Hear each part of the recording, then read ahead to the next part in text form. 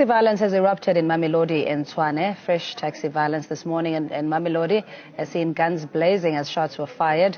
However, police have not given more information on this unfolding story, which might have begun overnight. It's believed the fight is over taxi routes. An Afro Worldview crew were threatened with guns and chased away from the scene while trying to gather information on the story. From what we've seen before we left the scene, our last location was, we saw a Nyati that was vandalized. They had stopped and beat up the driver to retaliate what had happened here last night.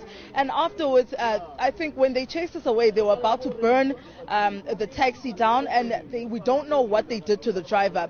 We did ask for help from the police. We saw a police van driving nearby, and we stopped them to tell them that we had just had guns pointed at us and we were dragged out of the car, and they wanted to take our equipment, our phones, and the police told us that there's no way that they will be going anywhere near that scene because they fear for their safety too, because they know how violent these taxi wars can get, specifically these two associations. The first association, the ones that they chased us away, the first thing they told us was what the actual problem was. It started by the smaller cars, because they say Home Affairs has moved, and as well as the newly built clinic in Mamelodi, and also SASA has also moved. So they need to transport, the elderly as well as the young kids who are going to go get their social grants or fix the issues at Home Affairs.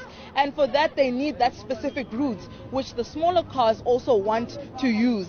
And that becomes an issue now. So they're asking, what do the smaller cars want us to do if they don't want us to use this route? As far as the violence, no one wanted to confirm whether that association was behind the attack behind me or what had happened, but we did witness them vandalizing and breaking that Nyati, which belonged to one of the same opposition association. But we know that the two chairmen from these two associations met at 10 o'clock, but we were not able to